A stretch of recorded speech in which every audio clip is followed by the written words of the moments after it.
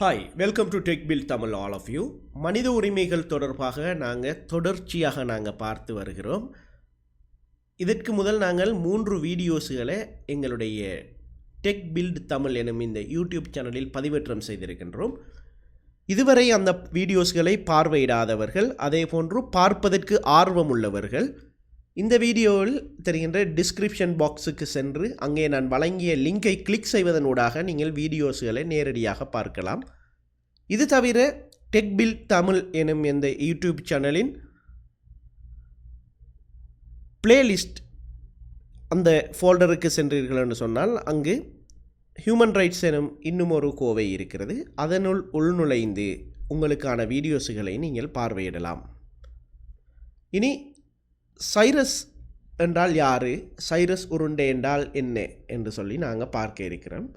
அதாவது நாங்கள் கடைசியாக இதுக்கு முதல் பதிவேற்றம் செய்த வீடியோவில் ஹியூமன் ரைட்ஸ் தொடர்பாக நாங்கள் பேசியிருந்தோம்.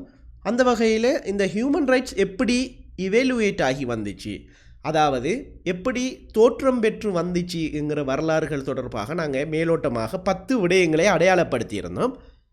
அதில் ஒரு முதலாவது விடயமாக பார்க்கப்படுகின்றது தான் இந்த சைரஸ் உருண்டை. இதை கொஞ்சம் நாங்கள் சற்று ஒரு சின்னொரு விளக்கமாக நாங்கள் பார்க்கலாம். இந்த சைரஸ் சிலிண்டர் என்கிறது என்னென்று சொன்னால், சைரஸ் என்பது ஒரு மன்னருடைய பெயர். சிலிண்டர் என்பது அது ஒரு உருளை வடிவாக இருக்குதானே, அதைத்தான் நாங்கள் இந்த சிலிண்டர் என்று சொல்கிறாங்க, உருளை வடிவாக இருக்கிறதுனாடி. இந்த சைரஸ் உருண்டை என்று ஏன் சொல்லப்படுகிறதுன்னு சொன்னால், சைரஸ் மன்னனுடைய ஆட்சி காலத்தை வரலாறாக குறித்த ஒரு தொல்பொருள் தான் இந்த உருண்டை. அதாவது இது சுட்ட களிமண்ணால் உருவாக்கப்பட்ட ஒரு பொருள். தொல்பொருள் ஆய்வாளர்களாக இது அகழ்ந்து கண்டெடுக்கப்படுகிறது. இதனுடைய வரலாற்று சிறப்பு என்னென்று சொன்னால், மனித உரிமைகளின் முதல் காவலராக பார்க்கப்படுகின்ற இந்த சைரஸ் மன்னர் பற்றி சொல்கிறது தான். அதாவது இந்த சைரஸ் மன்னர் யாருன்னு சொன்னால், நான் ஏற்கனவே சொன்னது போல் மனித உரிமைகளின் முதல் காவலராக வரலாற்றில் பார்க்கப்படுகிறது. அதே போல் பாரசீக மன்னர் தான் இவர். எப்படின்னு சொன்னால், கிறிஸ்துவுக்கு முன் 539 இவர் மேற்கொண்ட வரலாற்று சிறப்பு மிக்க முக்கிய நடவடிக்கைகள் மனித உரிமை வரலாற்றில் முக்கிய மைல்கல்லாக பார்க்கப்படுகின்றது. இந்த சைரஸ் எனும் சைரஸ் த கிரேட் பாபிலோன் நகரை கைப்பற்றினார். இவர் கைப்பற்றிய போது மற்றைய முன்னைய மன்னர்களைப் போன்றோ இவர் கைப்பற்றிய நகரத்தின் மக்களை சிறைப்பிடிக்கவோ அல்லது அந்த நாட்டின் சொத்துக்களையோ இவர் சூறையாடவில்லை. அதே போன்று பிற மதத்தை அழித்து தனது மதத்தை பரப்பும் எந்த ஒரு நடவடிக்கையையும் இவர் மேற்கொள்ளவில்லை என்று கூறப்படுகின்றது. இதனால் யாருமே இரத்தம் சிந்தாத ஒரு போராக வரலாற்றில் குறிக்கப்படுகிறது. அதே போல அடிமையாக வைக்கப்பட்டிருந்த பாபிலோனிய முன்னைய மன்னர்களால் சிறைப்பிடிக்கப்பட்டிருந்த யூதர்களை இவர் உடனடியாக விடுதலை செய்ததாக பதிவுகள் சொல்கின்றது. அத்துடன் முன்னைய மன்னர்களின் அடிமை உழைப்பில் இருந்த அந்த மக்களை உடனடியாக காப்பாற்றிருக்கிறார் என்றும் சொல்கிறாங்க. அதாவது அவங்க போதிய அளவு உணவு இல்லாமலுக்கு, அதே போல் உழைப்புக்கேற்ற ஊதியம் இல்லாமலுக்கு தான் இருந்திருக்கிறாங்க. இப்போ அதையெல்லாம் என்ன செய்கிறாருன்னு சொன்னால், கடுமையான அடிமை உழைப்பு ரத்து செய்கிறாரு.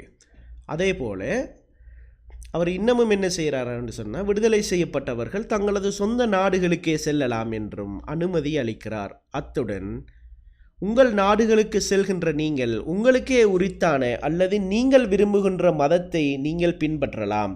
அத்துடன் உங்கள் மதஸ்தலங்களையும் நீங்கள் கட்டலாம் என கூறி தனது அன்பளிப்புகளை வழங்கி வழி அனுப்பி வைத்ததாக கூறப்படுகின்றது. இதையே மனித உரிமை பிரகடனம் என்று சொல்லப்படுகின்றது.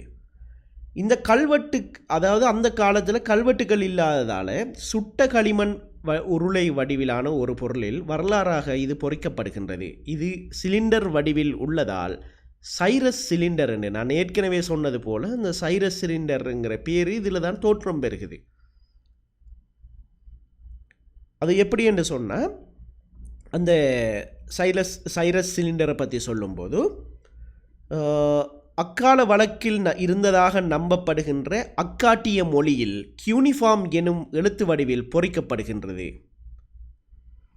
சொத்துரிமை மற்றும் மறுவாழ்வு, அடிமைத்தனம் ஒழிப்பு, இனச்சமத்துவம், மனித உரிமைகள் மற்றும் மத சமூக சுதந்திரத்தின் ஆரம்பகால வரலாற்றுடன் தொடர்புபடுத்தி பேசப்படும் ஒரு முக்கிய தொல்பொருள் ஆவணமாக இது பார்க்கப்படுகின்றது. இதனால் இதை நேரடியாக உலகில் முதல் மனித உரிமை பிரகடனம் என்று சொல்லப்படுகின்றது. ஒரு சில வரலாற்று ஆசிரியர்களிடையே வாத பிரதிவாதங்களும் இருக்குதாமன்னு சொல்கிறாங்க. ஸோ இதுதான் அந்த சைரஸ் சிலிண்டரை பற்றிய ஒரு சின்ன அறிமுகம். அதே போல் இந்த மன்னர் என்ன செஞ்சாருன்னு சொன்னால், தனது பேரரசு இன்னும் சிறக்கிறதுக்கு மாகாண ஆளுநர்களை நியமித்து மக்களின் குறைகளை கண்டறிந்து அதற்கான தீர்வுகளையும் வழங்குகிறார். மக்களுக்கு உரித்தான மத இன மொழி சார்ந்த மேலும் திறன்பட மக்களை ஊக்குவித்ததாகவும் வரலாறுகள் கூறுகிறது. எனவே இதைத்தான் வரலாற்று ஆசிரியர்கள் என்ன சொல்கிறாங்கன்னு சொன்னால், இதுவே முதல் மனித உரிமை பிரகடனமாக பார்க்கப்படுகின்றது. அதாவது இந்த சைரஸ் சிலிண்டரை இவங்க அகண்டெடுத்து அந்த தொல்பொருள் எங்கே இருக்குதுன்னு சொன்னால், லண்டன் மியூசியத்தில் இன்றைக்கு வரைக்கும் அதை பாதுகாப்பாக வச்சு பாதுகாக்கப்படுகிறது என்று போட்டு சொல்கிறாங்க. அதே போல் அமெரிக்காவின் நியூயார்க்கில் உள்ள ஐக்கிய நாடுகள் காரியாலயத்தின் இதன் மாதிரி உருவம் காட்சிக்கு வைக்கப்பட்டுள்ளதாகவும் கூறப்படுகின்றது. ஆகவே இதுதான் அந்த சைரஸ் சிலிண்டர் நீங்கள் இந்த படத்தில் பார்க்குறது. இந்த சைரஸ் சிலிண்டரை பொறுத்த மட்டும் பல வரலாறுகள் நிறைந்திருக்குது. தனது அன்பளிப்பு பொருட்களை அவர் வழங்கி அடிமைகளை இது செய்கிறாரு. கடுமையான அடிமை உழைப்பை என்ன செய்கிறாரு, ரத்து செய்கிறாரு. அதுபோல் இவர் அந்த மக்களை மிகவும் நேசித்த ஒரு மன்னராக இன்றைக்கும் வரலாற்றில் பார்க்கப்படுகிறது. ஆகவே இதுதான் சைரஸ் மன்னருடைய ஒரு குறிப்பான ஒரு சிறிய வரலாறு என்று பேசப்படுகிறது. ஓகே அடுத்ததாக நாங்கள் என்ன பார்க்க இருக்கிறோம்னு சொன்னால், மெக்னா கார்ட்டா இரண்டாவது ஹியூமன் ரைட்ஸ் எப்படி தோற்றம் பெற்றது என்ற முதலாவது சைரஸ் சிலிண்டர் தொடர்பாக நாங்கள் பார்த்துருக்கோம். ரெண்டாவது மெக்னா கார்ட்டாங்கிறத நாங்கள் பார்க்க இருக்கிறோம். எனவே தொடர்ந்தும் இணைந்திருங்கள். இது போன்ற தகவல்களை சுமந்து அடுத்த வீடியோவில் உங்களை சந்திக்கும் வரை விடைபெற்றுக் கொள்வது tech build Tamil. Thanks for your வாட்சிங் and please subscribe. Don't forget tech build Tamil. Thank you.